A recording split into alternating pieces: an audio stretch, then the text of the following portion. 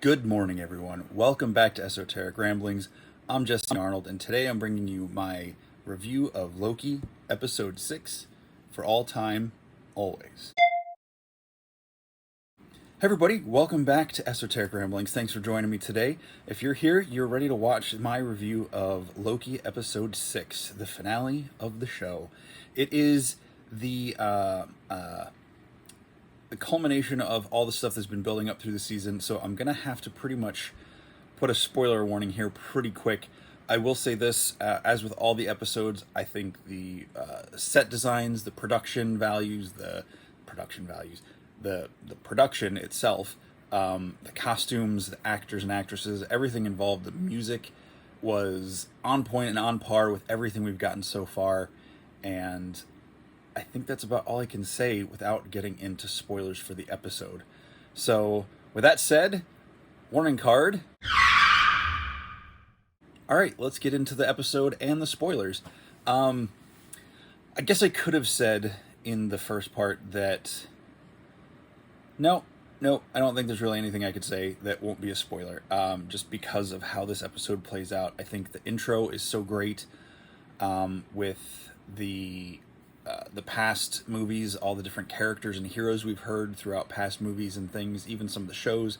Some of their dialogue pops up over the Marvel logo at the beginning, and then it cuts into the episode, and you hear mixed in stuff. You hear Steve and Peggy's song, It's Been a Long Time, or a long time, playing in the background, and you've got the intercut with famous historical figures from Nelson Mandela. Some of the other names I'm already forgetting, but just different key actual recordings of people from history talking, and as you see this like whirlpool of reality and time and space, and it centers on this stone outcropping, which at first I wasn't quite sure what I was looking at, and then little teeny tiny on the top is the citadel, the fortress we saw at the end of the previous episode.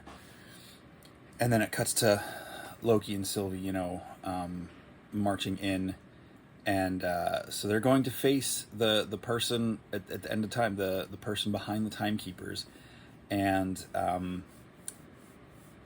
there's a really fun play with with Tom Hiddleston and Sophia DiMartino in how they approach the fortress, how they're talking to each other, and their goals and everything. And it's just really interesting to see their dynamic as characters now that they're back together again and get to talk and a little bit more. And I think that's some of the best stuff in shows. It was one of the best parts of WandaVision, is when you get to see two actors, actors and actresses, two actresses, whatever you want to call them, like two performers in a scene together, and you're just totally captivated by what they're saying and not so much about what's going on. And I think with as weird as this show is, seeing them talk and have their exchanges is, like with him and Loki and Sylvie, with Loki and Mobius, even Mobius and Renslayer, just the different dynamics between these characters are, I think, some of the most interesting parts of the show. And of course, the geek comic book side of me is excited to see who's in there. Is it who I think it's going to be? And they run into Miss Minutes, who it feels very funny yet horror movie at the same time, as she just kind of pops in out of nowhere. And it was really fun to see her again, and she's definitely more... I definitely think there's more to her than we see in this episode, which is more of her than we've seen before. I think just her relation things, and she sets them up to meet He Who Remains. Let's try that again. He Who Remains at the end of time. And they eventually make their way into this office study type room, and there is a man sitting at the table. And if I didn't know who he was prior to casting news broke, but Jonathan Majors, I know he's been in some stuff I probably should have seen, but that's just my lack of knowledge on him. But we know, or rumors were that he was cast as Loki, or not Loki, as Kang. And there's been lots of things to seed Kang in this episode. And unlike WandaVision, where we did not get a payoff with Mephisto, even though I think that was a lot of us forcing that to be, even though there were things to be Mephisto, there was no direct things for Mephisto in that. At least, in my opinion, not as hardcore as there has been in Loki to reference Kang, especially knowing Kang is officially going to be part of the movies, as he was supposed to be in Quantumania, the next Ant-Man movie. Excuse me, the next Ant-Man and Wasp movie. So you see him sitting there, but he doesn't look like the Kang from the comics, which is fine because he has dozens of different appearances, and I don't just mean because of the actor they cast, but just the costume and the clothes. You know, he's wearing just this kind of like shoulder shawl cape and just this outfit. It's not the typical green suit, purple and blue Kang that you're used to seeing in the comics, which I liked. It's a different take on it, and he explains his whole story, which I think is really great, about how there was a multiversal war. It was basically caused by him and alternates, variants of him throughout the realities, coming together to try to figure out how to keep everything going nicely, and then they all start fighting each other. So he doesn't admit I'm the reason this stuff happens, but he tells you he's the reason all the multiversal war happened in the first place, and that if Loki and Sylvie take him out and don't replace him as the leaders of the TVA, that all-out multiversal war will happen again. In the meantime, back in the TVA, you've got Hunter B-15, and is taking other people from her group, her squads, to a high school in Ohio where you meet a variant of Renslayer, where she, I looked up the name because there's a diploma or a degree on the back wall. I can't remember the name, but it's a name associated to an alternate persona of hers that she uses to evade Kang in the comics, or to hide out from him. So it was just nice to see some different things tying in there, and, you know, all these different things are happening with the TVA and Mobius and Renslayers trying to get information, and Miss Minutes shows up and gives her these files, and she's like, well, this is one I asked for. She's like, I know, but he thinks it'll be better. And she's like, who thinks it'll be better? So she doesn't even know who's at the end of time, it seems. Or at least this version of her doesn't. And so Loki and Sylvie get into this discussion. About what they're going to do, what the offer is he's presented to them about taking over. And they get into this whole dilemma where Loki says, like, he's like, you can't trust and I can't be trusted. So what are we going to do? And she throws him through a time door and sends him back to the TVA, and she takes out Kang, who we never get his name as Kang. He's never addressed as such. He never gives us a name, but he does say that in some places he's referred to as a conqueror and different things. So she kills him, and there's a lot of intricacies going on in this episode that I'm kind of glossing over that I think are really cool and much more able to be appreciated if when you watch it. So hopefully you've watched the show before you watch this. But I love the way that actor, Jonathan Majors, plays this version of this character, and how his dialogue, how he speaks, how he sets it up, how he seems completely loony and yet completely in control, and how he totally unnerves Loki. And I can't remember, I watched it a second time, and I think Sylvie just kind of like collapses into a chair or sits down, or maybe she passes out. I don't remember what she does, but like she's just kind of there in this citadel at the end of time.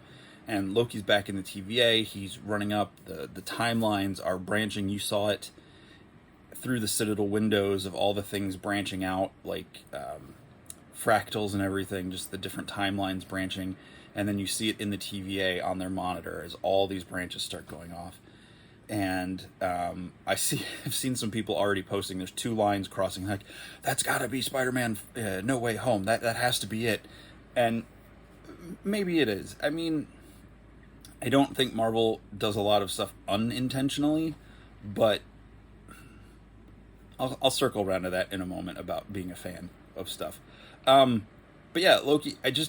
The big shock to the episode is that Loki's back in the TVA. He finds Mobius and Hunter B-15, and he's like, "Here's what happened. I got to the end of time, and there's this guy there, and blah blah blah, all this stuff."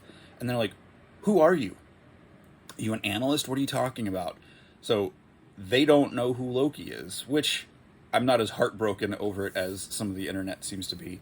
But it was like, okay, he's in a different TVA, and then he turns around, and instead of the timekeeper statue you saw in the library area where they were in the scene, it's just a solo statue of Kang, or the Jonathan Majors character, standing there.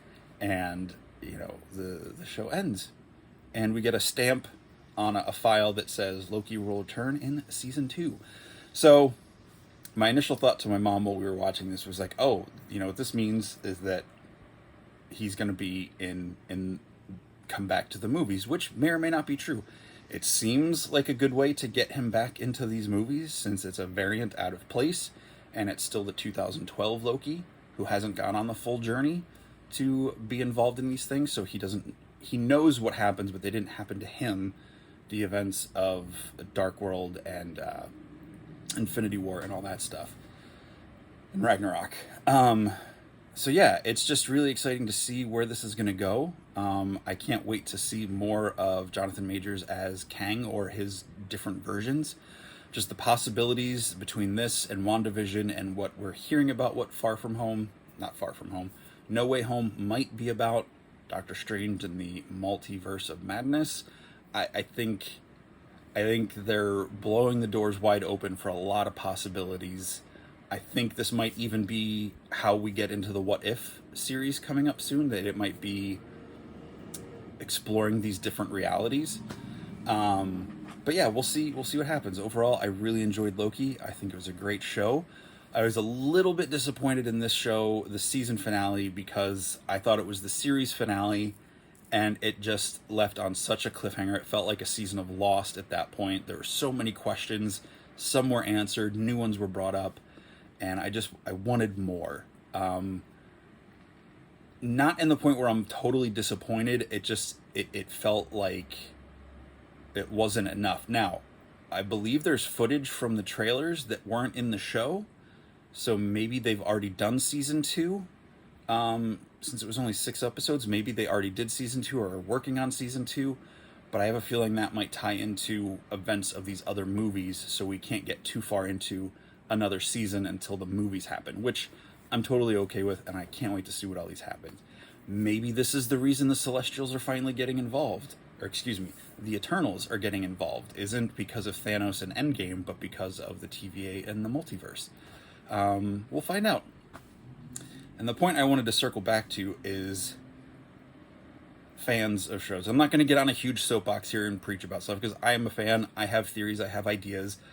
I just want to caution everyone out there, anyone who watches my videos, that just be real careful with how hard you dedicate yourself and your expectations to a theory you've come up with. So many theories spun out of WandaVision that didn't pan out. Especially stuff involving Pietro, bringing in the Fox movies, which I'm glad didn't happen, with different things with, Mephisto not showing up, and different elements of that, to the point where you get angry about it and you can't enjoy what is actually being done, which is just as good. Or maybe not in your opinion, maybe not in my opinion, but it's still good quality stuff.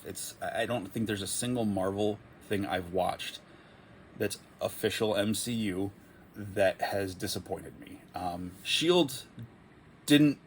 I kept watching Shield because I was dedicated to it, but it didn't live up to what I hoped it would be, especially since we never got to see Coulson reunited with the Avengers, or at least acknowledging that he was alive. which makes me wonder if that was all in some other reality, or if they even happened at all. The Netflix shows, I think, were great. And I'm sad to see that we won't see a lot of those actors and actresses return to those roles, which is a shame because they were great actors and versions of those characters. But I learned my lesson a long time ago with episode 1 of Star Wars. From the trailers, I started speculating about what it was going to be and lead into the Clone Wars and all this stuff, and it didn't pan out, but I still enjoyed the movie. Yes, I did enjoy the movie. I was 20 years old when that movie came out, and I enjoyed it. Maybe not as much as the 10-year-olds, but I liked it. I saw that movie like 7 or 8 times in the theaters that summer. It was more Star Wars. It was big and epic, and the lightsaber battle was insane. Now, does it hold up as one of the best of the entire saga? No, it's got its problems, but every Star Wars movie has problems. My point is, I got so set on what I thought the movie was going to be, and when it didn't come close, I was disappointed that my expectations weren't met, not that the movie itself wasn't good. Does that make sense? So I just think a lot of us as fans, especially people who know the material that it's drawn from, have all these expectations we set up for ourselves. And I'm just advising caution to your headcanon, or you won't accept this because it didn't go this way. Like, it doesn't, I don't know. That's all. That's it. My little rant on that is over. So just be careful with your predictions and your expectations, and try to enjoy the things for what they are. Because unless they're actually asking your advice and input, unfortunately, our opinions don't matter if everyone else is, I mean, if they're making tons of money. Clearly, they keep making Transformers movies, and that's a whole nother can of worms I'm not opening in this video. That said, I'll sign off here. Loki Season 1 was fantastic. I really enjoyed it, other than slightly being let down that it's a cliffhanger leading into a new series, not just setting up stuff in the movie. So, but I'm excited to see where it all goes. Like I said, I've got some ideas. They'll probably do them better than what my thoughts are, because Marvel has a lot of things locked down. Not that they're perfect, but they do things better than most other franchises, in my opinion. So, yeah, that's it for Loki, episode 6, finale of season 1. I'll catch you next time. Have a great day, and as always, ramble on.